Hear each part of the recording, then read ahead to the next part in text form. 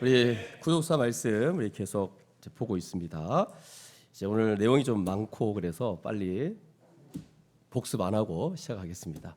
37장부터 이제 요셉을 중심으로 이제 계속해서 하나님의 구원이 어떻게 이루어지는지를 우리가 살피고 있는데 2주에 걸쳐서 요셉에 대해서 다뤘습니다. 요셉을 통해서 하나님이 야곱에게 약속하신 것을 어떻게 이루어갈 것인가를 우리가 볼 수 있었는데 아마도 형들이 요셉을 안 팔았어도 아마 스스로 팔렸으라도 애굽으로 갔어야 합니다. 이것이 하나님의 섭리입니다. 지금.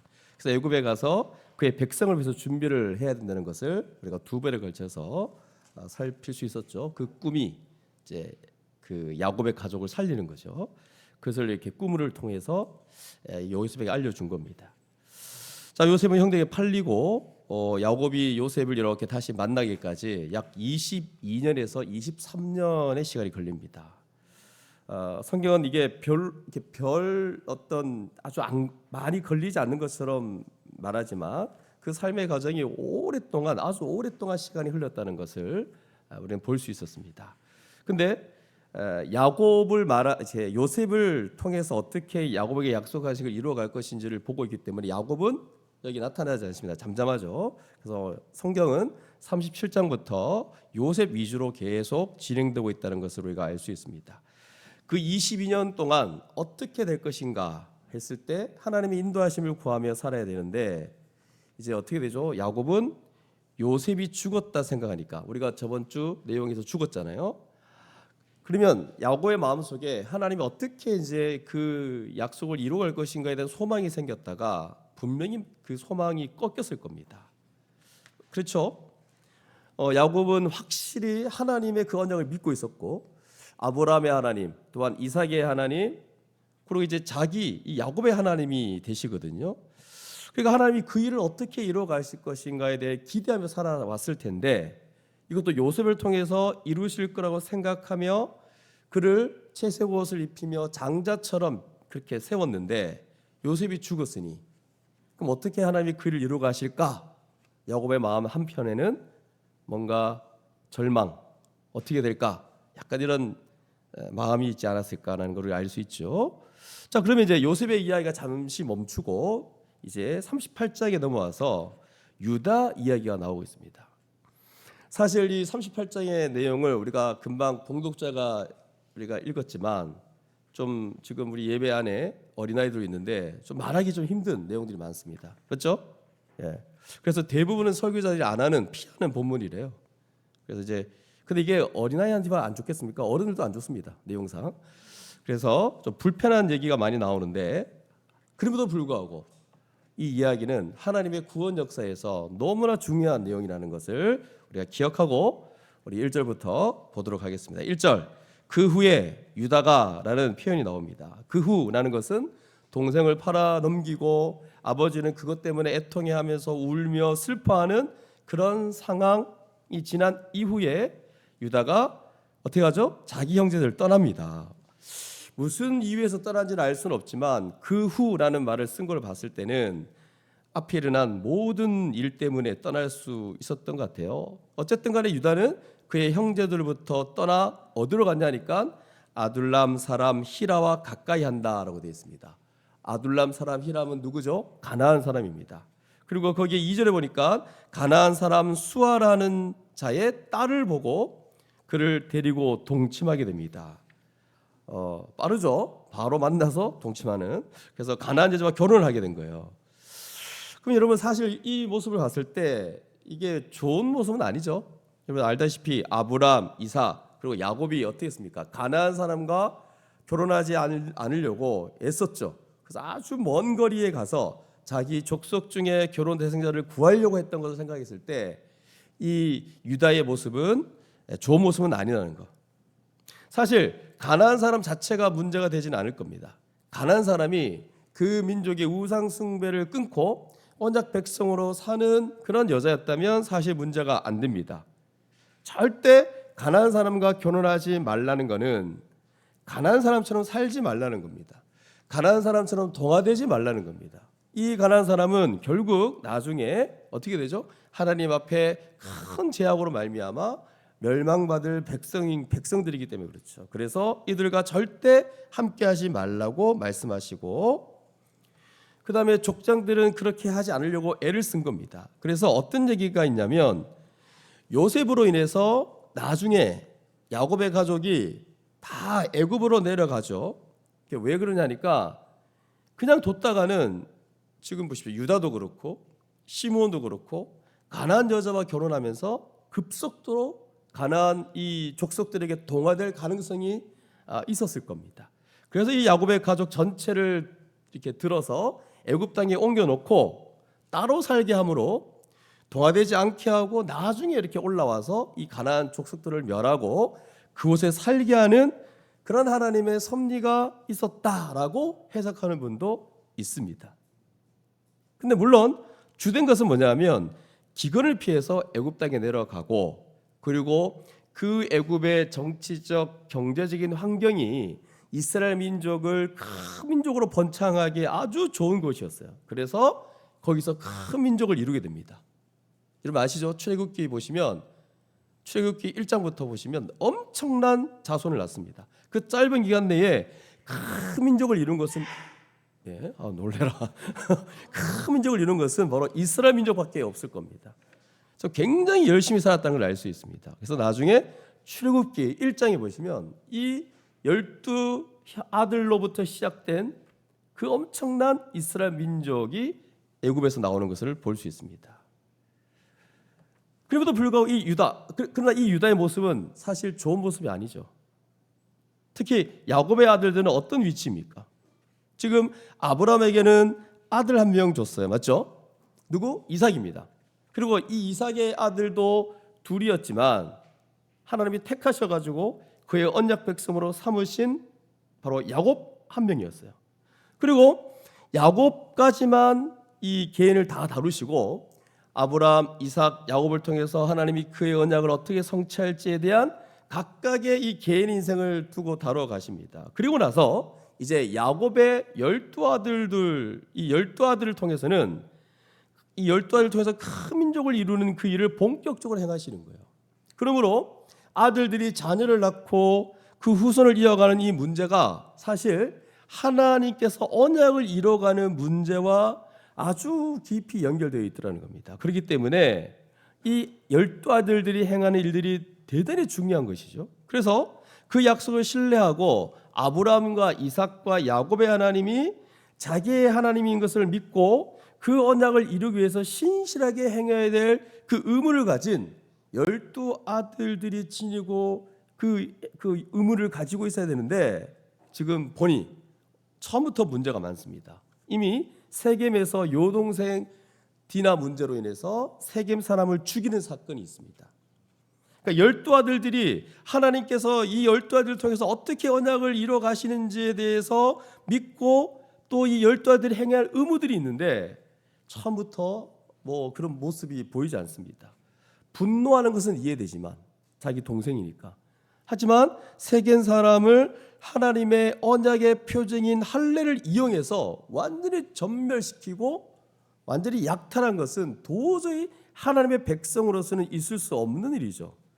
거기에다가 더 극악한 일이 있는데 자기 동생을 죽이려고 한 것을 봤을 때 지금 야곱의 아들들 가운데는 심각한 타락 또한 부패의 문제가 있는 거 아니겠습니까, 여러분? 하나님은 이런 언약 백성을 통해서 큰 민족을 이룰 거라고 생각을 하니까 이게 상식적으로 이런 자들을 통해서 어떻게 언약을 이루어가지? 이게 너무 심각한 거예요. 그러니까 이 자손의 문제가 지금 사소한 문제가 아닌 거예요, 지금. 어쨌든 간에 유다는 이런 상황 속에서 가나안 사람과 함께 거하고 그 가족을 떠나서 가나안 여자와 결혼하고 아이들을 낳게 됩니다. 어쨌든 간에 유다는 이런 상황 속에서 가나안 사람 함께하고 맞죠? 이제 그 가족을 이렇게 떠나서 아이들을 낳았다는 거. 그래서 3절을 보니까 첫 애를 낳았습니다. 그 첫 애의 이름이 뭡니까? 엘입니다. 엘. 이 정도는 여러분 외우셔야 돼요. 엘. 첫 번째 장자가 엘. 그리고 두 번째가 오난. 셋째가 셀라입니다. 셀라. 그래서 6절을 보면 유다가 장자 엘을 위하여 아내를 데려오는데 그의 이름이 그 유명한 다발입니다. 다발. 이 다말도 가나안 여인이죠. 어쨌든 간에 이 다말은 유명한 여자입니다. 성경에도 나오는, 또 그 뒤에도 나오는. 근데 결혼을 했습니다. 그런데 7절을 보니까 갑자기 이상한 얘기를 하죠. 뭐냐면 유다의 장자 엘이 여호와가 보시기에 악함으로 여호와께서 그를 죽이신지라. 갑자기 죽입니다. 성경에서 하나님이 누군가를 악함을 보고 죽이신다는 얘기가 어쩌면 여기 처음 나오는 것 같아요. 사실 이게 살인죄까지도 이렇게 다루지 않거든요. 근데 여호와 앞에 악함으로 죽였어요. 그러니까 지금 엄청난 일이 난 거예요. 하나님이 첫째를 죽이시는 거예요, 지금. 그러니까 유다의 자녀들이 하나님의 언약 백성으로 제대로 서 있다라고 보기가 어려워요, 일단. 왜 죽였을까? 이건 이제 지금 안 나와 있는데, 일단은 우리가 추측하기로는 언약 백성으로 제대로 서 있지 않다는 걸 볼 수 있죠. 그리고 그 뒤쪽으로 가면 더 그렇습니다. 맞죠? 그 밑으로 가도 똑같습니다. 아니, 세상에 어떤 죄를 저질렀길래 하나님이 그 애를 죽였을까? 결국 자녀는 부모와 긴밀하게 관련되어 있겠죠. 이런 걸 봤을 때 유다와 그의 가정의 단면을 볼 수 있습니다. 그러니까 결국 유다에게도 문제가 있었겠죠. 그러면 유다의 자녀들에게도 뭔가 문제가 있는 거겠죠. 우리 이렇게 약간 추측할 수 있습니다. 그럼 8절을 보면 유다가 오라에게 이르되 네 형세로 들어가서 남편의 아우된 본문을 행하여 네 형을 위하여 씨가 있게 하라라고 돼 있어요. 첫째가 죽었으니 둘째가 형세에 들어가란 말이거든요. 그럼 당시 혼인 관습 중에 형이나 장자가 자녀가 없이 죽었을 때는 그 형제가 대신 형수와 결혼해서 그 자녀를 이어나가는 풍습이 있습니다. 근데 이게 풍습도 풍습이지만 아예 성경 신명기 25장에는 아예 이런 것이 율법에 나와요. 이게 뭐 대개결혼, 계대결혼이라고 얘기를 하는데, 또는 형수와 결혼해서 수원법이랍니다. 이걸 뭐 형사치수제라고 얘기도 하는데 여러 명칭들이 있습니다. 그래서 이 당시에는 아주 굉장히 일반적인 관습이었던 것 같고, 유다가 형 엘의 동생 오란에게 그 얘기를 했을 때에 그냥 결혼한 것을 봤을 때는 그 당시는 그냥 일반적인 풍습이었다라고 봐도 될 것 같아요. 그럼 여러분, 신명기 율법에 어떤 게 있냐면 이걸 거절할 수 있대요. 동생이 거절할 수 있는데, 거절하면 신발을 벗긴대요. 이게 무슨 의미를 부여하는 것 같아요. 이게 거절한 것에 대한 이게 안 좋은 행동이라고 생각을 한 것 같아요. 그래서 신발 벗은 자라고 비난하며 살았대요. 그러니까 사람들이 거부하는 게 좀 힘든 그런 일이지 않았을까라고 알 수 있습니다.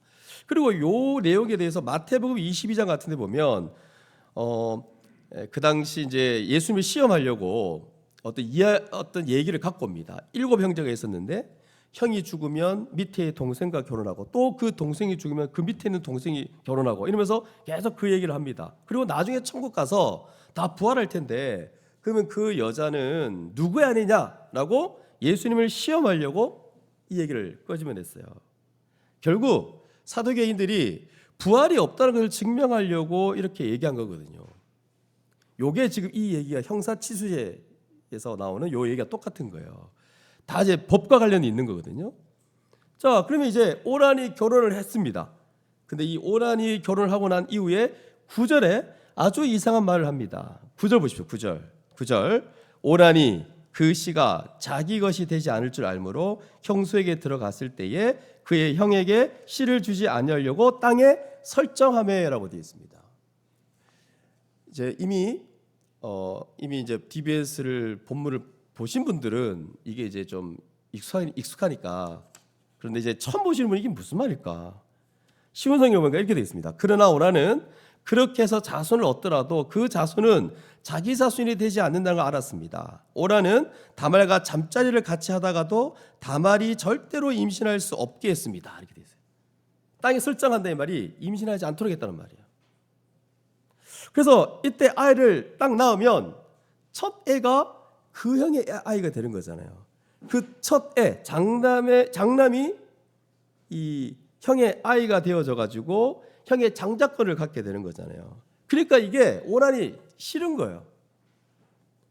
그래서 이 싫은 이유가 여러 가지 있다 그러는데, 보십시오. 장자는 원래 2배 제사를 받아요. 그러니까 지금 아들이 3명이니까 4등분을 한 다음에 2분의 1을 누가 가져갑니까? 형이나 장자가 가져가는 거 아닙니까? 그러면 나머지 4분의 1씩 가져가게 되잖아요. 어쨌든 오라는 장자 대신에 본인이 이제 받게 될 것을 알고 있는데 그 자식은 자기 자식이 아니거든요. 그래서 오라는 형수가 자신을 통해 형수가 자신을 통해서 자식을 갖게 되면 자기 자식이 아닌데도 불구하고 책임을 지는 게 싫었던 것 같아요. 그리고 또한 장남으로 2배의 몫을 챙기려는 욕심으로 그저 자녀를 낳지 않고 그냥 형수에게 들어간 것 같아요. 그러니까 돌봐야 될 형수를 계속 성적으로 모욕한 거와 마찬가지입니다.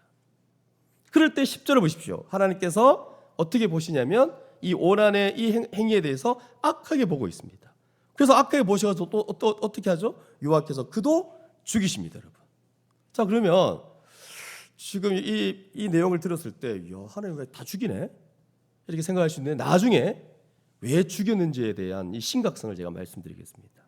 자, 엘도 죽고 오란도 죽고 마지막 1명 남았어요. 그리고 아버지 유다가 이걸 딱 보니까 우리 보통 한국 정서에 이상한 며느리가 들어오면 자기 자식들 죽인다 그러잖아요. 만만치 않은 여자는 걸 안 거예요. 지금 유다가 2명을 잡아먹었단 말이에요. 지금. 근데 여러분 이건 잘못된 거예요. 이렇게 보면 안 됩니다. 이거는 며느리한테 문제가 있는 게 아니라 엘도 하나님 보시기에 악해서 죽었고 오란도 그 의무를 다하지 않아서 악해서 죽었다면 누구 때문입니까, 여러분? 부모는 이 팔이 굽잖아요. 자기 아들 문제인데 이 며느리 문제로 보는 거예요. 그냥 아들 때문에요. 근데 유다는 이거 잘 몰랐던 것 같아요. 아마 오해했을 것 같아요. 그래서 다말에게 뭐라고 얘기냐면 수절하고 네 아버지 집에 가 있어라. 왜? 셋째까지 죽을까 봐 겁난 거죠. 11절에 네 아버지 집에 있어 내 아들 셀라가 너무 어리다는 거죠. 너무 어리니까 장성하기를 기다려라. 그러면 나중에 다시 결혼해서 이 가문을 이어가고 계보를 이어가게 될 것이다. 이렇게 얘기해 줍니다. 여기에 수절이라는 표현을 쓰는 거 보니까 정혼 관계를 인정하는 거예요. 근데 사실 내심은 뭡니까? 셀라도 그 형들 같이 죽을까 염려함이라. 아니 셀라를 교육을 잘 시켜야지. 좀 이게 염려하고 있어요. 그러니까 유다는 지금 이런 상황을 잘 이해하지 못하고 있어요. 사실 이 행동은 오란이 그 씨를 주지 않기 위해서 이상한 짓을 한 것과 마찬가지죠. 마찬가지로 그 다말을 통해서 하나님의 언약 백성을 이어가야 되는데 이것을 지금 하지 않는 거와 마찬가지예요. 그러면 여러분 사실 유다의 행동도 만만치 않은 행동이죠. 어쨌든 간에 다말은 그 아버지 말을 믿고 돌아갑니다. 그의 친정으로 돌아가서 거기서 가부의 옷을 입고 때가 되기를 기다리고 있는 상황. 이게 11절까지의 모습입니다. 자, 그러면 여러분 이 11절까지 보면서 지금 사람이 죽어나가고 있어요. 도대체 여기에 무슨 일이 일어났는가? 이걸 이제 이해하기 위해서 제가 이제 쭉 그 뒤에 있는 얘기를 쭉 해야 되는데 만만치가 않습니다. 그래서 이 본문에 깔고 있는 배경이 뭐냐면 결국 하나님의 언약이 면밀히 흐르고 있다는 거예요. 하나님이 아브라함에게 약속하신 걸 여러분 기억해 보십시오. 이삭에게 약속했고 또 35장 같은 데 보면 엘베델 야곱에게 다시 약속하신 것을 여러분 기억해 보십시오. 지금 하나님이 그 약속하신 것을 이 족장 이삭 야곱을 통해서 그것을 이루어 가시려는 거거든요. 그래서 하나님이 그 약속을 이루어 가신다는 것을 이들에게 보여주시려고 하는 겁니다. 하나님이 약속한 게 뭐냐? 창세기 12장부터 우리가 알고 있는 바로 12장 1절에 3절에 뭘 약속했습니까? 바로 하나님 나라예요. 하나님이 이루셨던 처음으로 하나님 나라를 창조했던 그 하나님 나라를 계속 회복시켜 가려고 하는 아담이 타락해서 그 나라가 망가졌지만 여전히 다시 그 하나님 나라를 이루려고 하는 것을 창세기 3장 같은데 원시복음을 통해서 보여줬고 또 가죽옷을 통해서도 예시하셨던 그 약속하신 그 나라예요. 그리고 노아 시대에 모두가 타락했지만 노아 가족을 살려주시면서 다시 그 일을 행하실 거라고 다시 확인시켜 주신 그 하나님 나라. 그리고 바벨론에서 사람들이 막 하나님이 이 하나님 없이 자신들의 나라를 그렇게 세우려고 우리나라를 내 나라를 세우자 내 나라를 세우자고 그렇게 교만했던 그 사람들을 막으시고 아브라함을 불러서 그 한 사람을 불러서 그 아브라함을 통해서 그 나라를 다시 이루어 가시겠다고 하신 바로 그 나라 계속 이렇게 내려오고 있는 거예요 지금. 그리고 그 나라를 이루기 위해서는 땅도 중요하고 또 그 나라의 백성으로 살아갈 아브라함의 후손도 중요한 거 아닙니까?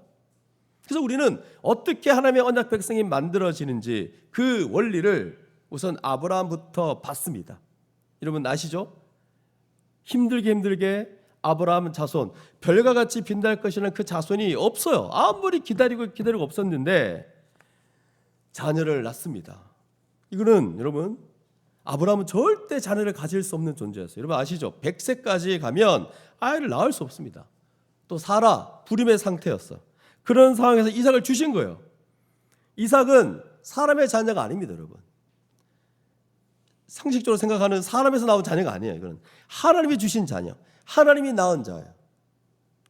지금 우리 신자들이 하나님의 백성이 되는 거, 이거 하나님이 이렇게 거듭나게 하셔서 가능한 거거든요. 그런 것처럼 인간이 만들어낼 수 없는 그런 거라는 거예요, 지금. 그래서 하나님께서 야곱을 또한 이스라엘이라고 부르십니다. 바로 하나님이 다스리는 백성이라고 얘기하시면서 큰 민족을 이루시겠다고 지금 말씀하고 계시는 거거든요. 그래서 여러분 야곱의 지금 뭐 아시죠? 야곱의 인생을 보면 밧단 하란으로 갔다가 베델에서 하나님을 만나고 이 밤에 돌로 베개로 삼아 자는데 꿈을 꾸죠. 하늘문이 열리고 사닥다리가 막 내려오고 다시 올라오고 그러면서 다시 돌아온다고 했죠. 돌아오는 가운데 에서를 만나는 그 가정 속에 또 누구를 만나죠? 그 누굽니까? 하나님과 씨름하고 다시 베들로 다시 이제 돌아가게 되는. 다 뭐냐면 야곱의 어떤 개인적 영적 성장이에요. 그 개인을 통해서 하나님이 그의 백성을 어떻게 이뤄가시며 다루시는지를 보여주는 겁니다. 그런데 제가 앞에서 말했듯이 요셉이 등장할 때부터는 좀 달라진다 했죠. 하나님이 그 야곱의 아들을 통해서 어떻게 큰 민족, 큰 백성을 이뤄가신지를 보여주는 거예요. 그러니까 여러분 38장을 볼 때 요 관전 포인트가 지금 달라지는 거예요. 하나님이 아브라함, 이삭, 야곱까지는 개인의 인생을 통해서 하나님이 어떻게 그 언약을 이루어가는지를 보여줬다면 야곱의 아들을 통해서는 이제 얼마나 큰 민족으로 번성하게 될 건지 이걸 보여주고 있다는 거예요. 그래서 여기서부터는 가족을 통해서 수의 승가 또 가족의 위험으로부터 보호하는 것 이런 게 대단히 중요한 거예요 지금. 그래서 우리는 야곱의 아들들이 어떻게 자녀를 낳고 생육하고 번성하는지 그리고 야곱의 가족들이 어떻게 큰 민족으로 자라갈 것인지 이런 과정을 요셉의 이 스토리에서 우리는 볼 수 있는 거예요. 그런 관점을 가지고 38장을 읽어야 된다는 거예요. 오늘 본문에 너무나 중요한 내용이에요 이게. 그럼 여러분 이게 지금 우리 시대로 넘어오면 어떻게 됩니까 여러분? 이 언약이 하나님께서 그 언약을 예수를 통해서 성취하셨어요. 예수를 통해서 지금 우리를 부르신 거예요. 지금은 예수를 믿는 자들은 다 영적인 아브라함의 자손으로 삼으시죠. 그러나 여기에서는 일단 아브라함을 택하시고 그 혈통적인 후손들을 통해서 그 나라를 이뤄 가시는 것을 예비적이고 모형적으로 보여준다는 거예요. 사실 지금 우리가 오늘 이 시대에 신약 성경을 읽을 때는 약간 다르죠. 1차적으로 우리 예수 그리스도가 모든 십자가 그 은혜를 다 이루셔가지고 어떻게 구원받는지를 완전히 근거를 마련하고 다 계시하셨어요. 그래서 여러분 지금은 누구든지 믿음으로 말미암아 예수를 믿음으로 말미암아 다 하나님의 자손이 되고 아브라함께 약속하신 그 유업들을 다 받게 되는 거예요. 그래서 어떻게 예수의 십자가로 말미암아 이 모든 일이 이루어졌는지를 우리는 이미 알고 있죠. 그리고 그걸 우리가 믿게 되고 그 믿음으로 말미암아 교회가 탄생되어집니다. 그래서 그 교회가 어떻게 보호받고 어떻게 주의를 감당하는지 교회는 어떤 원리로 세워져야 되며 그 교회에 속한 하나님의 백성들은 어떤 삶을 살아야 될지 하나님의 영광 돌리고 그의 사명을 감당해야 될지 이런 거 이게 지금 이 시대에 이 본문을 볼 때 이미 우리가 성취된 거예요. 요게 이 관점으로 우리가 봐야 됩니다. 신약 성경은 전체가 다 이런 거예요. 교회예요, 교회. 이미 그리스도를 통해서 성취되어 버렸어요. 전체가 다 이 얘기가 나와 있습니다. 그래서 교회는 빛과 소금으로 살아가야 되고 서로 사랑하며 성령이 한 몸 되게 하신 것을 힘써 지켜야 되고 서로를 향해서 주신 은사를 사용하고 자신을 내어주고 서로를 온전케 하며 모두가 다 세상 사람과 다른 삶을 살아가고 장차 임할 하나님 나라의 그 삶을 미리 여기서 살아내는 것이고, 그래서 여러분 이 땅에 복음 전하고 세상 끝날까지 복음을 전하며 열방의 복음을 전하며 하나님의 백성으로 몰며 살아가느냐, 요 관점으로 이미 성취된 것을 우리는 봐야 되는 겁니다.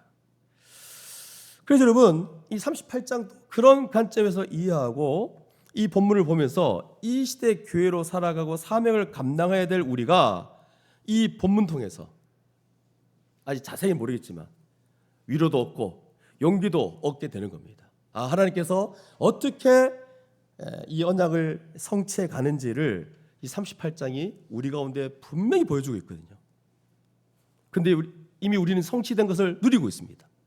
그러면 38장에서는 하나님께서 이 야곱의 두 아들들을 통해서 어떻게 언약을 성취해 가는지를 보여주고 있거든요. 그래서 그걸 보면서 이렇구나, 이래서 우리가 이렇게 지금 교회로 누리고 있구나 라는 것을 보고 힘을 얻고 용기를 얻을 수 있는 우리 모두가 될 수 있기를 바랍니다.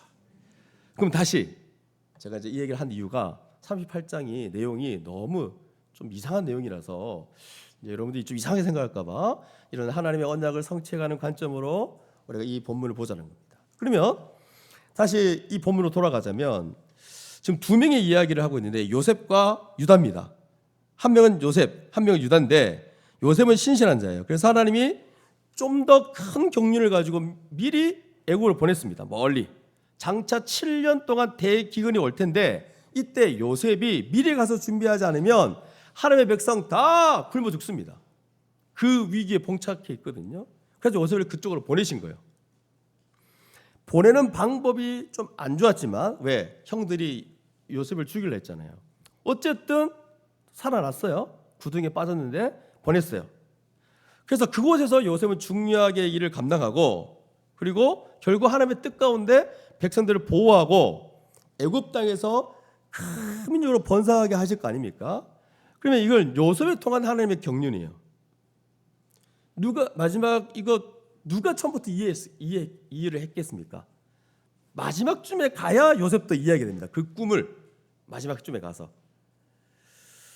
우리 인생의 대부분이 이런 게 많습니다, 여러분.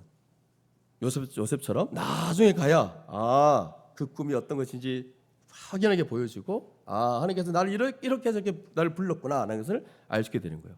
자, 그리고 또 하나가 유다입니다. 유다는 그 척박한 가나안 땅에서 요셉을 만나기 전까지 하나님이 그의 백성을 어떻게 번성하게 하며 또 어떻게 위험으로부터 보호하며 인도하시며 다스려 가실 것인가를 보여주는데 아들들 가운데 유다만 나옵니다. 그러니까 유다가 뭐냐면 다른 아들들에 대해서 하나님이 어떻게 다스려가고 인도하시는지에 대한 샘플 같은 거예요. 샘플 같은 거. 그리고 유다가 아주 결정적으로 이제 잘못했다가는 어떻게 되죠? 이게 유다가 만약에 여기서 잘못했다가는 자녀 없이 대가 끊겨버릴 수 있어요. 여러분 아까 첫째, 둘째까지 죽고 셋째 막 이럴 때 유다도 실은 하나님께 죽을 수 있어요 지금. 그러니까 하나님의 족보에서 사라질 그런 운명에 처할 대표적인 아들이며 집한 거예요 이 유다가. 문제는 나중에 유다 집에서 누가 나옵니까? 예수 그리스도가 나오시는 거잖아요. 우리는 이미 이걸 다 알고 있어서 그렇지만 그 당시에는 정말 유다가 끊기면 끝나는 거예요. 하나님의 언약이고 뭐가 없어요. 그러니까 이 지파가 너무 중요한데 지금 굉장히 큰 위기에 봉착되어 있는 거죠. 어쩌면 하나님의 구원 경륜이 여기서 끊어지거나 하나님의 구원 역사가 여기서 방해를 받거나 해방을 지금 뭔가 방해를 받는 그런 시기인 거예요. 그래서 오늘 이 말씀을 통해서 이렇게 상황이 심각한데도 하나님이 그 언약 백성을 보호하고 그의 나라를 이루어 가시는 가 어떻게 이루어 가시는가 이걸 만약에 우리가 보게 된다면 여러분 이걸 보면서 우리의 상황이 아무리 어려워도 하나님은 그 힘든 상황 가운데도 그 일을 이루어 가시는 분이구나 라고 생각하게 된다는 거죠. 그러면서 우리는 절대로 낙심하지 않게 된다는 거죠. 아니 이런 상황에서도 하나님의 언약을 이뤄간다고? 그러면 내가 처한 이 상황은 아무것도 아니지 라고 반응하게 하는 본문이라는 거예요. 자, 그러면 유다의 이야기가 상당히 위험한데 유다가 왜 가족을 떠났고 왜 가나안 여자와 결혼했고 왜 아이들을 낳았는지, 아이들은 왜 이렇게 엉망인지, 유다는 도대체 하나님의 언약 백성으로서 그 앞에 있는 아버지, 할아버지, 증조 할아버지부터 받은 이 언약을 정말 기억이나 하고 있는지, 유다 정말 이걸 기억하고 있을까요? 나중에 보면 좀 아는 것 같긴 해요.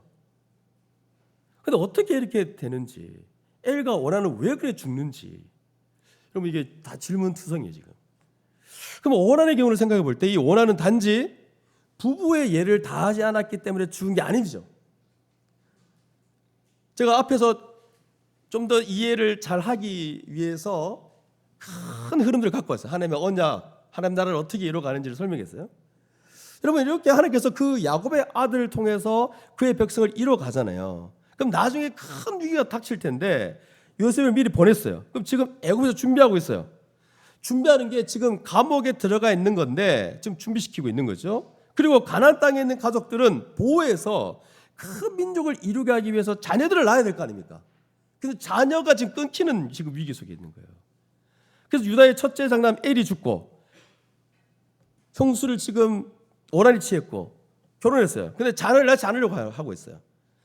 그럼 자녀를 낳지 않으려고 한다는 이 자체가 오난의 행위가 단순히 부부의 예를 다하지 않았다거나 수원법의 책임을 다하지 않는 게 아니고, 이건 여러분 뭔지 아세요?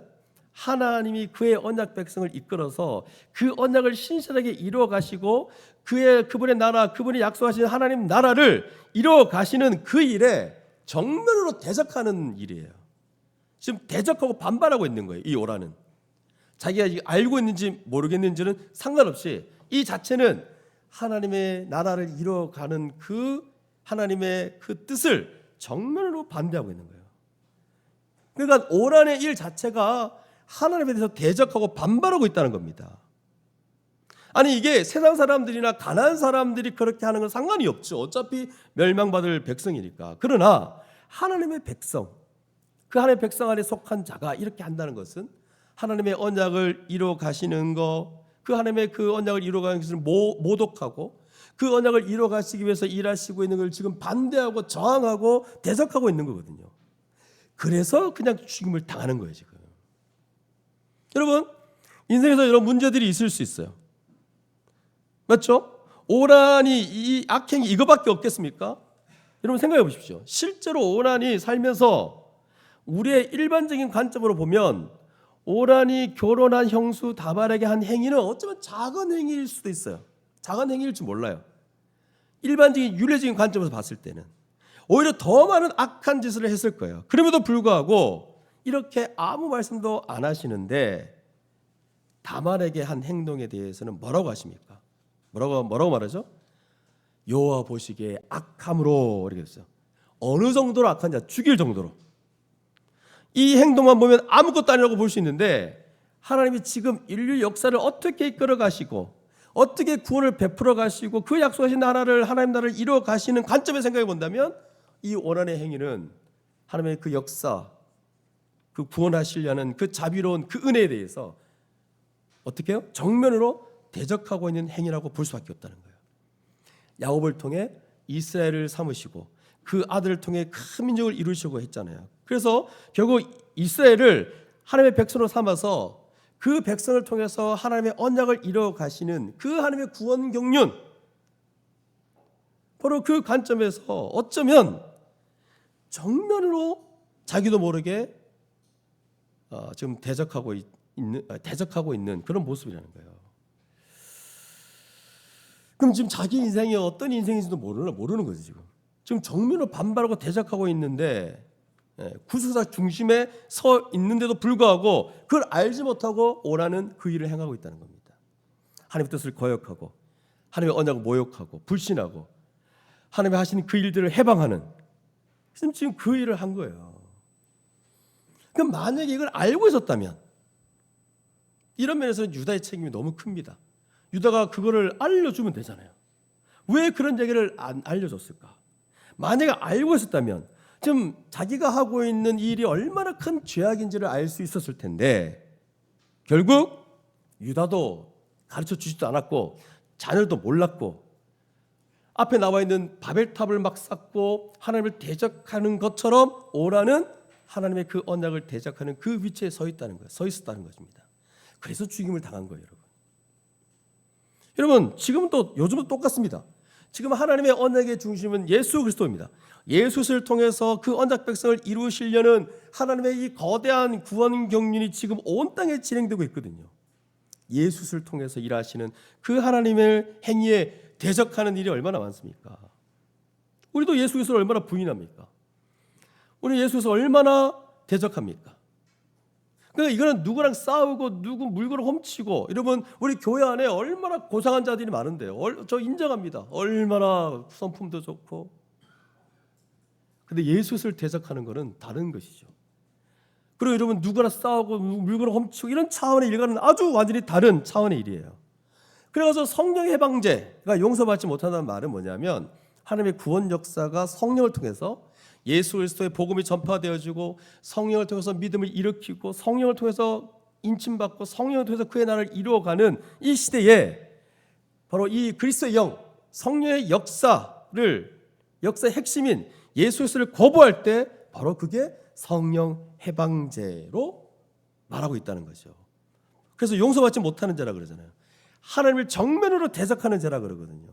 그래서 여러분 성경은 그리스도에 대한 얘기가 나오면 우리 믿음의 선배들도 그렇고 지금까지 종교개혁 이후부터 쭉 올 때 그리스도에 대한 얘기를 할 때 우리는 예민하죠. 예수를 반대하잖아요. 성경은 그를 적그리스도 이렇게 말합니다. 그리고 크리스토스라 그러거든요. 크리스토스. 안티를 할 때 이 안티가 instead of 자기가 대신 예수라 얘기하는 거 용납할 수 없죠. 그리고 against라고 해요. 이렇게 예수를 반대하는 거. 그러니까 이런 심한 용어를 붙이면서 예수 그리스도에 관련된 계시를 조금이라도 어기면 벗어나면 예수 그리스도 기독교는 예수 그리스도가 중심이거든요. 핵심이거든요. 그 조금만 거기서 벗어난다면 이걸 우리 이단이나 말하고 적극적으로 싸우려는 마음이 우리 안에 있는 거죠. 옛날부터 쫙 이어오고 있습니다. 그러니까 그렇게 치열하게 싸웠으니까 지금 우리가 사도신경이나 이런 거를 분명히 고백하고 있는 거예요. 예수 그리스도가 어떤 분인지를. 그래서 그리스도 얘기만 나오면 우리는 당장에 잘못된 조금만 빗나가도 우리는 거기에 대해서 분명히 견제해야 됩니다. 예수 그리스도의 대속적 죽음, 그분이 흘리신 피와 찢으신 살, 그분이 우리를 위해서 행하신 그 모든 일의 그 핵심, 이 모든 것들을 표현하는 게 또 성례잖아요. 성례. 그래서 여러분 고린도전서 같은 데 보면 성례를 거부하거나 또 이 성례를 마음대로 함부로 준다거나 그랬을 때 어떻게 됩니까? 고린도전서 12장 13장 같은 데 보십시오. 죽거나 연약하거나 아프다 그랬어요. 그러니까 세례를 무시한다거나 세례를 함부로 시행한다거나 성찬을 아무나 참여하면서 모독하는 행위들이 있다면 바로 이런 일들이 이제 일어나는 거죠. 그러니까 그리스도와 합하여 한 몸 된 이 교회를 무시하고 그 교회에 자정하고 계신 하나님을 무시하는 행위가 된다는 거예요. 그래가지고 사도행전 같은 데 보면 아나니아와 삽비라가 죽임을 당하는 걸 보게 되죠. 그러니까 하나님의 언약의 놀라운 일을 이루어 가실 때 그 모든 일의 핵심에서 그 일을 대적하는 일에 대해서 하나님은 아주 극단적으로 반응하십니다. 그래서 성경 전체는 다 그를 정죄하고 있어요. 그런 일이 다시는 일어나지 않도록 이렇게 경고하고 있는 그런 본문들이 있습니다. 물론 예수 그리스도를 뭐 어떻게 한다 해서 지금 이 시대는 아나니아와 삽비라처럼 막 죽거나 그렇지 않습니다. 그렇지 않을 수 있어요. 그러나 성경은 그 일을 계시하심으로 우리에게 정신 차리라는 거죠. 너희들 뭐 하냐? 뭔가 지금 경고하는 거죠. 이 일이 얼마나 심각한지를 지금 말하고 있는 겁니다. 바로 지금 오난이 하는 이 행위가 이런 거와 마찬가지라는 거예요. 이 오난의 그러면 오난의 형은 왜 죽었을까? 앞에 여호와 보시기에 악해서 죽었잖아요. 왜 죽었을까? 7절, 10절 표현이 유사한데 엘도 웬만큼에서는 하나님이 죽이지 않을 거예요. 여러분, 하나님이 아무나 죽이겠습니까? 보통 사람은 죽이지 않습니다, 여러분. 특별하고 그런 사람들만 죽이겠죠. 그래서 아마 엘도 하나님의 그 언약의 핵심, 그 언약적인 일하심에 대해서 회방하고 부정한 일이 있지 않았을까 추측할 수밖에 없는 거예요. 그런 면에서 여러분, 지금 엘도 그렇고 오란도 그렇고 결국 유다의 책임이 너무 큰 거예요. 이 가정 전체에 2명이 죽었어요, 지금. 지금 유다의 책임이 얼마나 큰지 몰라요. 나중에 유다가 복을 받고 이 형제들 가운데 핵심으로 이제 일하고 막 그렇게 되는데, 야곱이 유다에 대해서 복을 주고 거기에서 통치자가 나온다. 그래서 예수 그리스도의 계보가 되는 건데, 맞죠? 아마 어떤 해석자들은 이 사건 때문에 유다가 돌아선 게 아닌가. 이때까지만 해도 유다는 아무런 생각이 없는, 그저 하나님의 이 언약을 이루시는 것에 대해서 모르고 해방하고 자녀들에게도 가르치지 않는 그런 자였는데, 아마 이 일로 인해서 돌아선 게 아니냐라고 해석하는 자들이 있습니다. 그래서 유다의 행동은 대단히 위험합니다. 그래서 유다까지도 죽임을 당할 수 있는 그 지금 상황에 놓여져 있는 거예요. 근데 막내 아들 셀라를 보호하려고 하는 거죠. 지금 보호한다는 게 뭐냐, 여러분? 결혼시키지 않는다는 입장이거든요. 그럼 결혼시키지 않는다는 말은 자녀를 낳지 않는다는 거예요. 결혼해서 제대로 자지 않는 것과 관계를 맺지 않는 것과 결혼 안 시켜서 그 일을 막는 거는 차이가 있지 않습니까? 그러니까 지금 유다도 아주 지금 위험한, 대단히 위험한 지금 상황에 놓여져 있는 거예요. 유다가 할 수 있는 일은 빨리 언약 백성으로서 그 자녀를 낳는 거고 신실하게 그 가정을 이끌어가는 것인데, 그래서 셀라를 음히 교육시키고 어떤 일이 일어났는지 빨리 분별해서, 그래서 다말하고 빨리 혼인하도록 해야 되는데 죽을까 봐 다말을 그냥 집에 돌려보낸 거예요. 그러면서 우리 막내 아들까지 이렇게 죽임을 당하면 어떡하나 그러고 있는 거예요, 지금. 여러분 생각해 보십시오. 하나님이 큰 민족을 이루시기 위해서 야곱에게 한 명이 태어나게 하셨어요. 그래서 유다가 태어났어요. 12명 중에 유다가 태어났어요. 유다는 이제 12지파의 한 축, 하나님의 백성의 한 축을 이루게 될 텐데, 지금 계보 자체가 완전히 전멸당할 가능성이 있는 그런 상황에 지금 놓여 있는 거예요. 그래서 이 말씀을 통해 우리가 알 수 있는 것은, 가정이 정말 중요하고 그 가장이 너무 중요하고 부모가 너무 중요하다는 것을 또 한 번 이 장면을 통해서 여실히 알게 됩니다. 믿음의 가정을 통해 믿음을 전수해야 되지 않습니까? 맞죠? 유다가 그거를 전수해야 될 위치에 있었어요. 그러니까 지금 이 시대에도 너무너무 중요한 부분입니다. 여러분, 예수 믿는 사람들 대부분은 다 믿는 가정에서 태어난 자들이 대부분일 거예요. 그럼 여러분 생각해 보십시오. 누구한테 가장 영향을 많이 받는지. 가정 아닙니까, 여러분? 가정? 태어나서부터 어릴 때부터 청소년 시절 믿는 부모, 가정에서 다 영향을 받습니다. 어떻게 자녀를 양육할 것인가, 무엇이 가장 중요할 것인가 알려주는 것. 근데 유다 자신이 망하니까 자녀들한테 이게 전수가 되지 않고 자녀들도 지금 이렇게 된 거예요. 그러니 여러분, 우리 또한 믿음의 가정을 계속 전수하고 개성해야 되는데 부모부터 정신을 차리셔야 됩니다.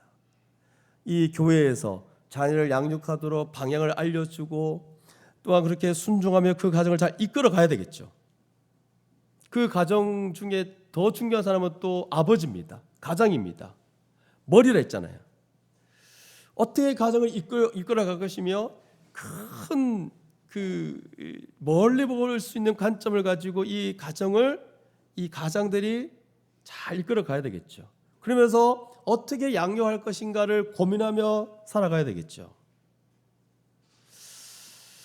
근데 만약에 우리가 올바른 자녀 양육을 생각할 때, 아마 5월 달에 이제 새로 유아 세례를 줄 텐데, 그때 이제 부모들에게 성경적 자녀 양육이라고 이제 한 3주, 4주 정도 이렇게 이제 가르치고 유아 세례를 줍니다. 유아 세례는 실은 부모를 위한 그 시간이거든요. 그럼 여러분, 이게 어떻게 자녀 양육을 하는 게 맞냐, 어떤 게 하나님 원하시는 것이냐 했을 때, 만약에 첫 번째가 자녀가 자신의 것이라고 생각한다면 그럼 어떻게 키울까요? 자녀를? 여러분 좀 먼 얘기입니까? 곧 이루어질 겁니다. 곧 자녀들이 태어날 겁니다. 어떻게 키우겠습니까? 자기 거라면. 엄마들, 자매들이 더 많은 생각을 하죠. 왜? 자기 몸에서 나왔으니까. 아빠보다는, 남편보다는. 얼마나 아픕니까 또 나올 때. 내가 너 그 태어나게 했어 이렇게 말하잖아요. 보통 그렇게 얘기하잖아요. 그럼 보통 자기 거라 생각하면 자기가 생각하기에 보통 우리 한국 정서가 좀 그렇습니다.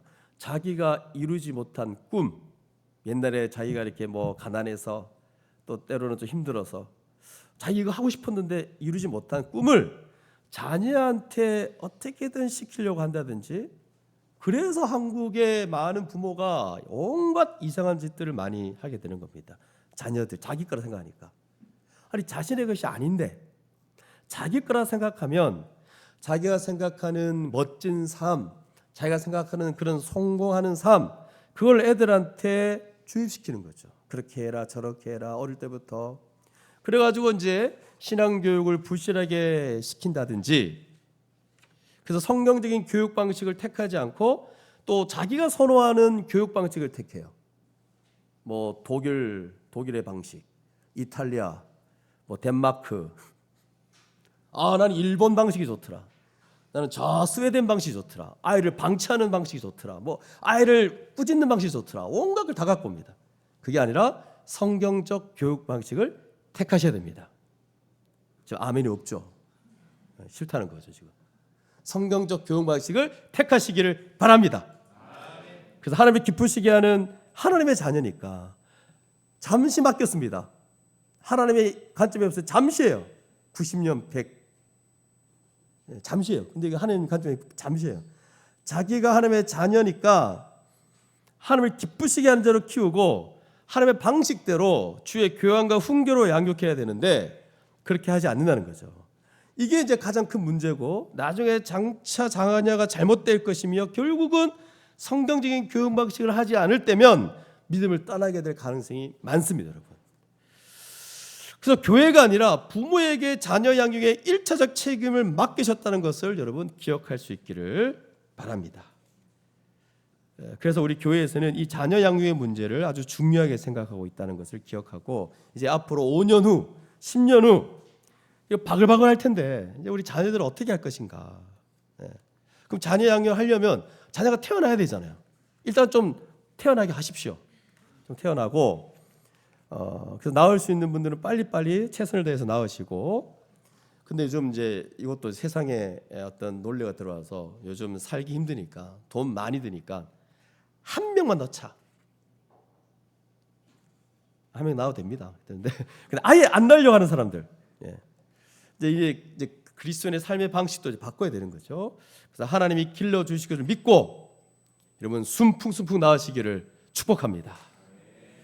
자, 그럼 이제 이런 11절까지의 내용을 이제 토대로 해서 이 시간이 많이 지나갔는데 이제 12절부터 진짜 이상한 얘기들이 나옵니다. 우리 아이들은 귀를 막으시기 바랍니다. 얼마 후에 좀 시간이 많이 흘렀을 텐데 유다의 아내 수아의 딸이 죽었어요. 유다가 위로를 받은 후에 이제 아내가 없는 거죠. 그리고 그의 친구 아둘람 사람 히라와 함께 딥나로 올라와서 자기의 양털 깎는 자에게 이르렀더니, 아무래도 그 당시 양털 깎는 시기가 있었던 것 같아요. 그때는 축제까지 있었대요. 큰 수확하는 시기가 있었던 것 같아요. 그래서 딥나로 올라가는데 어떤 사람이 다말에게 말하되 네 시아버지가 자기의 양털들을 깎으려고 딥나에 올라왔다 한지라, 이렇게 말하고 있죠. 올라가고 있는 중이에요. 그 소식을 알려줬어요, 다말에게. 그래서 다말이 아마 기다렸던 것 같아요. 어떻게 하냐니까 과부의 의복을 벗고, 지금까지 과부로 있었던 거죠. 그런데 그 의복을 벗고 너울로 얼굴을 이렇게 가리고 몸을 휩싸고, 너울은 그냥 과부가 아니라 뭐 일반적인 여자들이 그 당시에 입는 옷을 가리킵니다. 그 옷을 과부로 보이지 않고 일반 옷을 입었다는 거예요. 그리고 딥나 길 곁 에나임 문에 앉으니, 이렇게 돼 있어요. 딥나로 가는 길에 어떤 지역에 앉아 있었다는 거예요. 근데 그 다음 말이 좀 이상합니다. 이는 셀라가 장성함을 보았어도 자기를 그의 아내로 주지 않으므로 말미암음이라. 그러니까 시간이 많이 지나간 것 같아요. 그래서 셀라가 장성했고 이제 결혼할 만한도 한데 유다가 안 주는 거예요. 지금 죽을까 봐 끝까지 이제 불안한 거예요. 아마 줄 마음이 없었을 것 같아요. 왜? 죽으니까. 그러니까 굉장히 문제가 있다고 지금 얘기를 하고 있는 거예요. 수술하려고 했는데 이게 종혼 상태잖아요. 그러니까 다말은 지금 가보의 옷을 입고 계속 기다리고 있었는데 시간이 흘렀는데도 안 주니까 다말이 이걸 다 알고 있는 거죠. 아, 시아버지가 지금 안 주는 거구나. 시아버지가 나한테 거짓말했구나. 아니 지금 자손을 이어가야 되는데 시아버지 유다는 그 일을 경시하고 있구나라고 다말은 생각했을 거예요. 그래서 유다가 지나가는 그 길에 딱 앉아 있었던 겁니다. 얼굴을 이제 가리니까 못 알아보겠죠. 15절 보니까 얼굴을 가렸는데 유다가 그를 보고 창녀로 여겼다 이렇게 말합니다. 그래서 아마도 이 복장 문제보다는 아마도 지금 다말이 앉아 있는 그 위치가 창녀로 오해할 수 있는 그런 위치였던 것 같아요. 그리고 다말은 일부러 거기에 가 있는 거죠. 유다가 그를 창녀로 여겨서 16절에 보면 그에게 갑니다. 그리고 뭐라고 얘기하냐면 나로 내게 들어가게 하라 하니 그의 멸인인 줄을 알지 못하였음이라. 멸인이었다면 이런 얘기 안 하겠죠. 근데 그 다말이 뭐라 그러냐면 당신은 무엇을 주고 내게 들어오려느냐 값을 지불하라 이 얘기를 합니다. 그러자 유다가 뭐라 그랬냐면 내가 양떼 소떼 많다 그 새끼 주겠다. 근데 지금은 없잖아요. 예, 뒷날 올라가는 중이니까. 그러자 그걸 줄 거라고 얘기를 했는데 그럼 담보물이 있어야 되지 않냐라고 다말이 또 얘기합니다. 그러니까 유다가 뭘 줄까 이렇게 얘기하니까 무슨 담보물 줄까 이렇게 얘기하니까 다말이 당신의 도장 끈과 당신의 손에 있는 지팡이를 달라는 거예요. 그럼 이 도장은 이름이 새겨져 있는 거예요. 당시 도장을 갖고 있었고 이 끈이라는 거는 이 도장을 이렇게 매가지고 목에다 걸고 다녔대요. 그 다음에 지팡이는 이름까지 새겨져 있겠죠. 이 지팡이 같은 경우는 권위를 드러낼 때가 있겠죠. 그러니까 그 당시 굉장히 부자였던 것 같은데 이름이 새겨져 있거나 그렇기 때문에 이 도장, 지팡이 이런 거 다 뭐냐면 굉장히 개인 물품이에요. 개인 물품. 이걸 딱 보면 누가 주인인지를 확실하게 알 수 있는 그런 물품이라는 거예요. 그걸 달라고 한 거예요. 그런데 유다가 줬어요. 그리고 다말에게 들어가고 다말은 유다로 말미암아 임신하게 됩니다. 자, 여기까지 제가 얘기할 때 이건 아주 비윤리적인 행위예요. 지금 생각해 보면 인상을 찌푸리게 하는 그런 장면이에요. 별 얘기가 다 나왔어요. 또 어떤 사람 이게 종교적인 행위인가라고 생각할 수 있어요. 그 당시 뭐 신전의 창녀들은 신을 대표하는 자였는데 당시에 가나안 신들은 수확물을 막 많게 하는 풍년 다산의 신이었거든요. 그래서 그 창녀들과 잠으로써 그 신에게 비는 행위였다는 해석을 하는 사람도 있습니다. 뭐 그러기도 하고 또 당시에는 여러분 모세의 율법은 그렇게 하지 율법은 뭐냐면 당시 법을 보면 이 동생들이 형수와 결혼해서 그의 형의 계보를 이을 자녀를 낳았잖아요. 근데 그 동생들이 다 죽으면 자녀가 없잖아요. 그러면 시아버지가 할 수도 있다라는 법도 있었대요. 뭐 이런 저런 얘기들이 있습니다. 그런 상황이라서 다말이 그렇게까지 할 수 있었다는 얘기도 있어요. 근데 지금 우리 정서가 일단 이런 거 모르겠고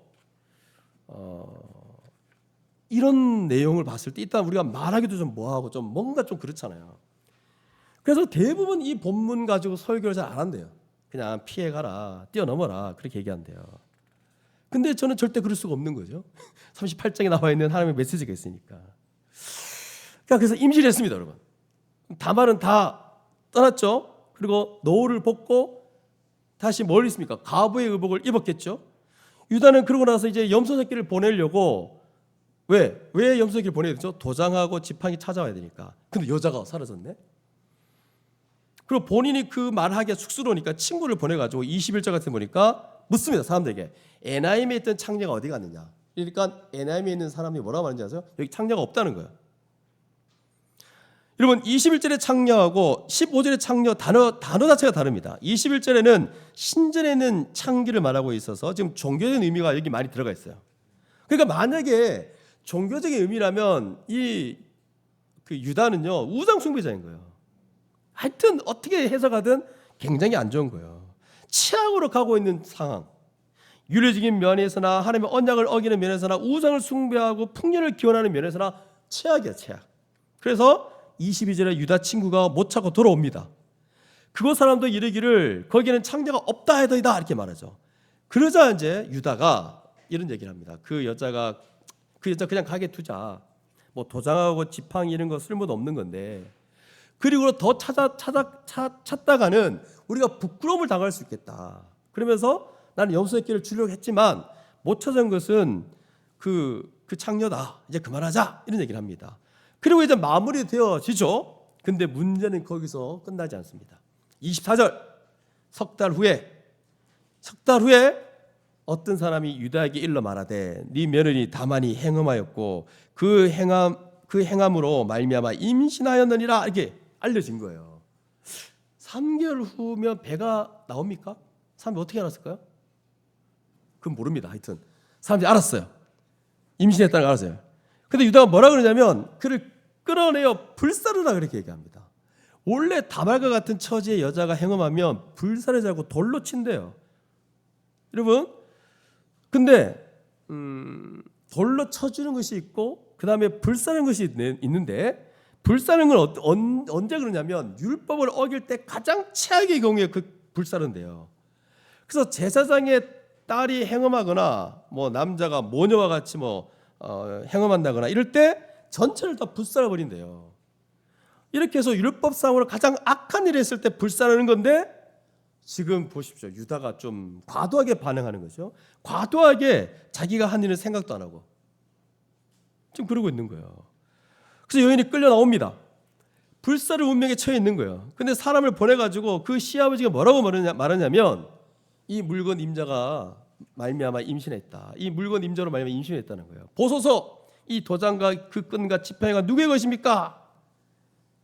그때 26절에 남아있는 유다의 말이 오늘 전체 이 본문의 가장 중요한 부분이에요.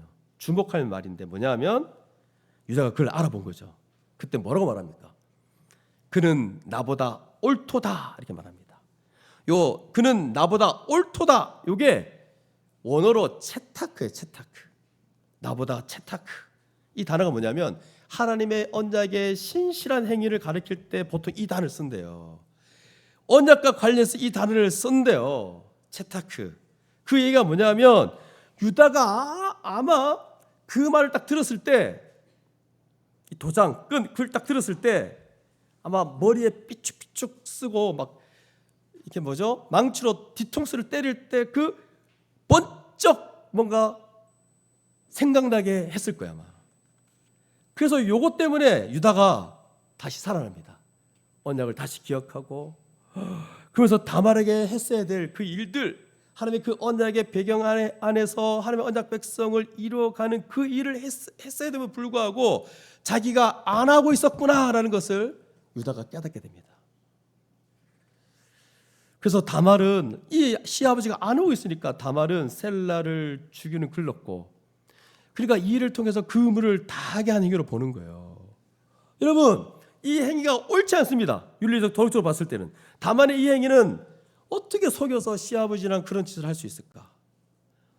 그러니까 이거는 여러분 윤리적으로 절대로 용서될 수가 없어요. 근데 그 윤리적으로 비난받아야 되겠지만 그러나 그 이상의 훨씬 큰 게 있죠.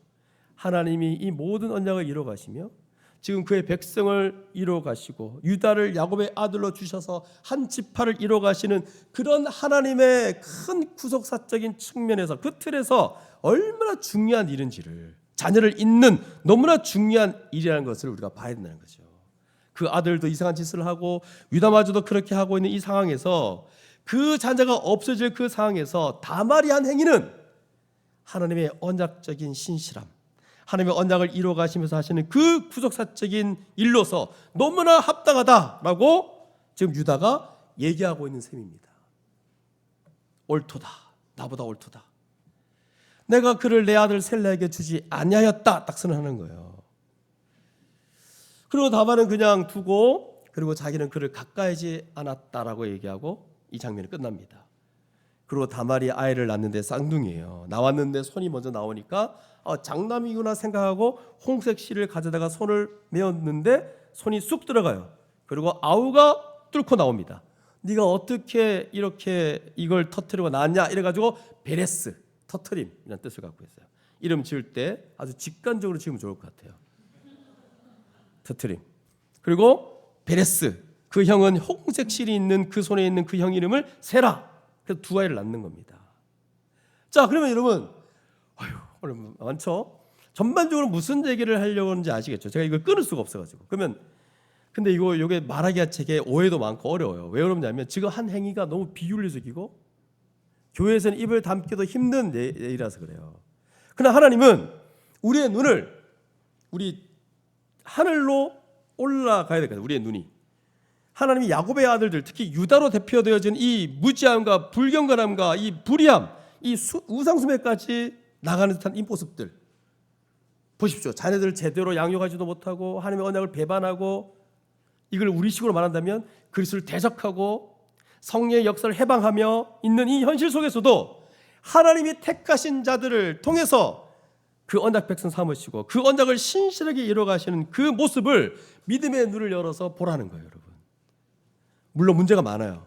여기는 이걸 곧바로 이렇게 얘기하는 어려운 문제가 많은데, 곧바로 얘기하기 힘든 부분이 많은데, 하나님의 관점으로 이 본문을 이해하라는 거예요.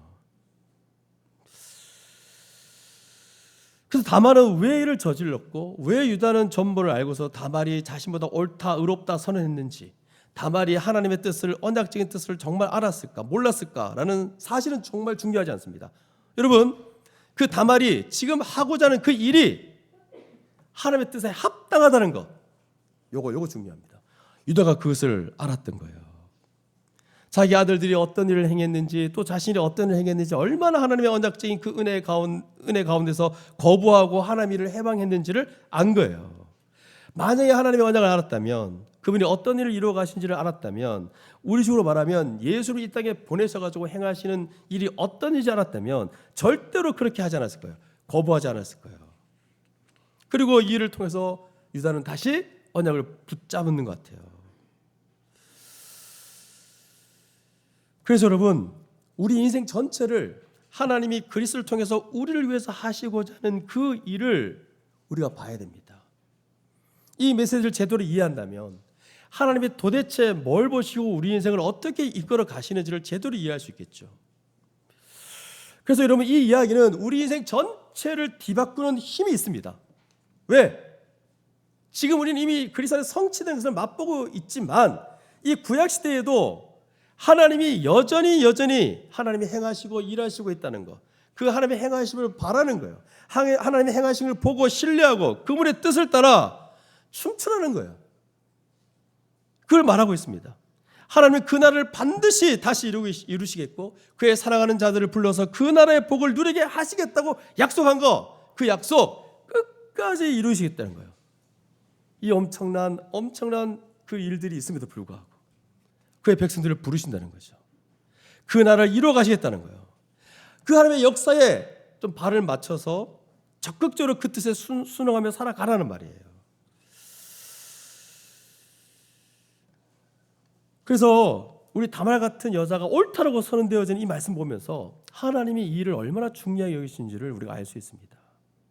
이 창세기 38장은 어쩌면 여기다 어떤 면에서는 좀 38장을 오해할 수 있는 여지를 우리가 볼 수 있는데, 근데 여러분, 요셉의 이야기가 유다 이야기가 좀 달라요. 요셉을 말할 때 자꾸 성공 이야기 아닙니까? 그런데 이거 틀린 말이죠. 요셉의 이야기는 하나님이 그의 백성을 보호하시기 위해서 그의 언약, 약속하신 바를 어떻게 이루시기 위해서 어떻게 일하신지를 보여주는 게 요셉의 이야기죠. 맞죠? 근데 요셉의 모습을 보니까 아주 성실하게 하나님의 함께 하심으로 형통하고 막 그때마다 얼마나 열심히 일을 하는지 몰라요. 자기 맡은 바를. 그래서 이거 보면서 성실하게 하니까 일이 되는구나 이렇게 보는데 그게 아니에요. 유다를 통해서도 하신다니까요. 유다는 어떤 측면이냐면 엉망인 자들을 통해서 하신단 말이에요. 요셉과 유다가 좀 약간 다릅니다. 그래서 여러분, 엉망인데도 하신다니까요. 그래서 여러분, 우리가 이 다말 같은 경우 요거 뭐 지적하려면 한도 끝도 없어요. 유다의 행위, 그 가족을 통해 이루어진 일들, 다말까지 이 모든 일들 어쩌면 인간의 일반적인 풍습 속에서도 어쩌면 더 악하고 불의한 자들, 하나님을 예배하기는커녕 우상 섬기고 의지하며 그 우상을 의지하고 이 세상에 부를 추구하려 했던 그런 자들, 그런 적나라한 모습이 있는 자들 아닙니까? 근데 이런 자들을 통해서도 하나님의 백성을 이루어 가실 거라는 거. 어쩌면 역겹고 와, 이런 사람들을 어떻게 좀 잘라버리고 싶은데도 불구하고 하나님은 그들을 택하셔서 그 일을 이루시려고 한다는 거죠. 그 엄청난 일들을 하나님께서 지금 이루어 왔다는 겁니다. 이 악행, 불의한 일들, 말로 할 수 없는 그런 일들을 통해서도 그의 자녀를 이루어 가시니 하나님의 이 자비하심, 그 은혜가 얼마나 크냔 말이에요. 여러분, 이 다말이 마태복음 1장에 넘어가면 여러분 한번 찾아볼까요? 마태복음 1장 1절. 마태복음 한번 찾아보죠. 1장 1절에 보시면 신약 성경이 시작되면서 예수 그리스도의 계보가 나옵니다. 예수 그리스도의 계보가 나온다는 말은 2절부터 누구부터 시작하냐면 아브라함이 나옵니다.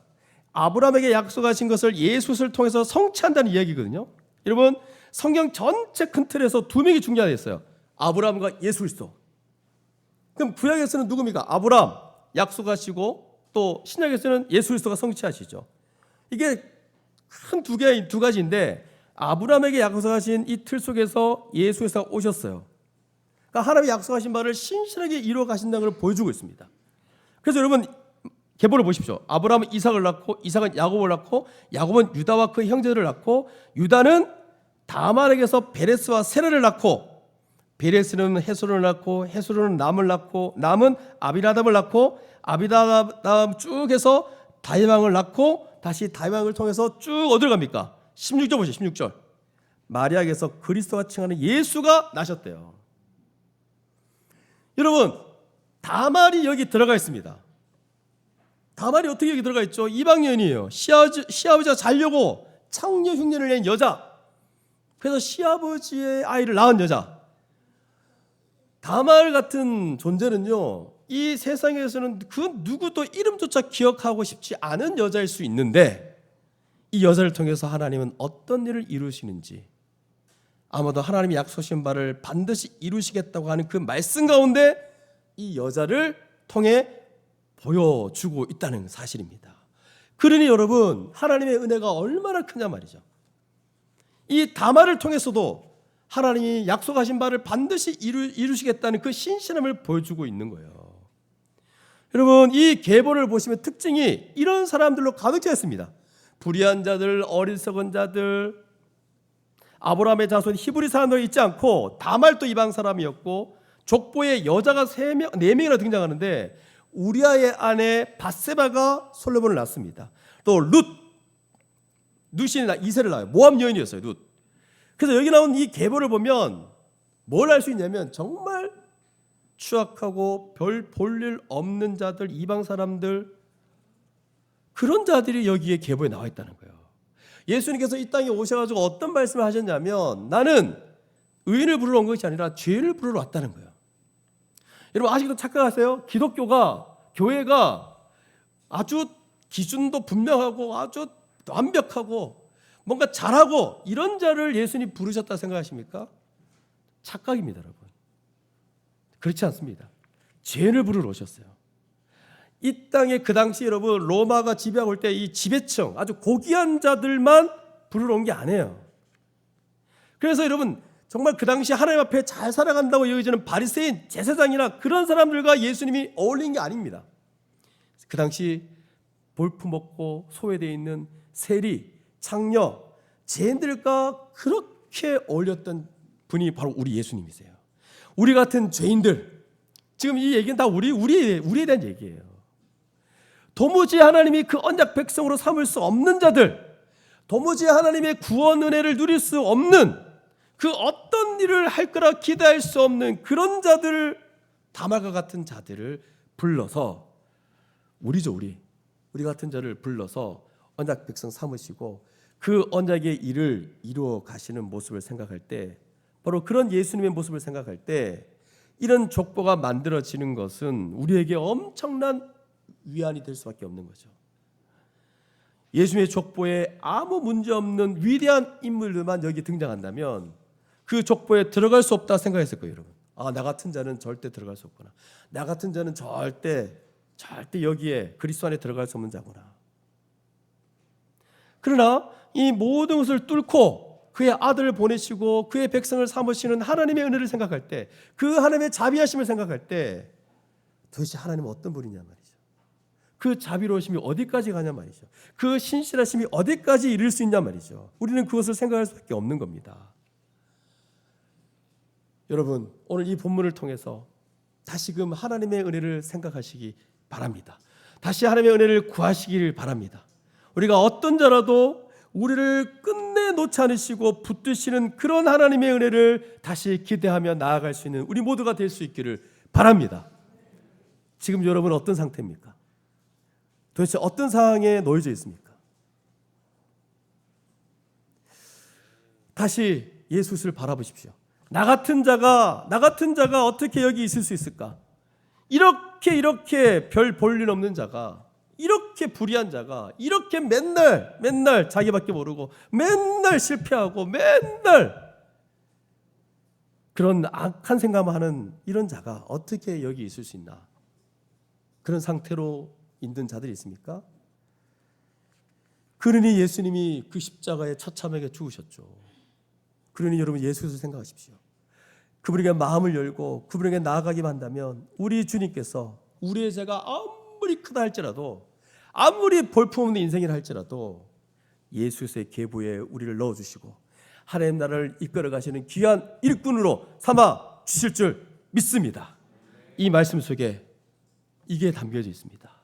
그래서 우리가 해야 될 일, 절대로 하나님의 일하심에 좀 방해되지 말고, 좀 대적하지 말고, 그냥 가난한 마음으로 나는 없습니다. 나는 아무것도 없습니다. 내가 할 게 없습니다. 오직 예수께서 하실 수 있습니다. 그런 마음 가지고 예수를 높이고, 그분이 이 땅에 교회를 세우셨잖아요. 내 교회를 세우신다 했잖아요. 거기에 우리 인생을 드립시다. 그러면서 날마다 그분의 일에 동참하며 나아갑시다.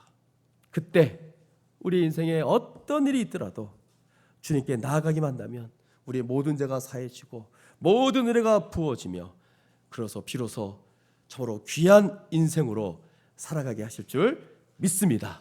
우리 주은혜교회 모든 성도들이 이런 하나님의 크신 은혜 가운데 살아갈 수 있기를 주님의 이름으로 축복합니다. 함께 기도하겠습니다. 오늘 좀 많은 내용을 살펴봤는데 우리 함께 기도할 때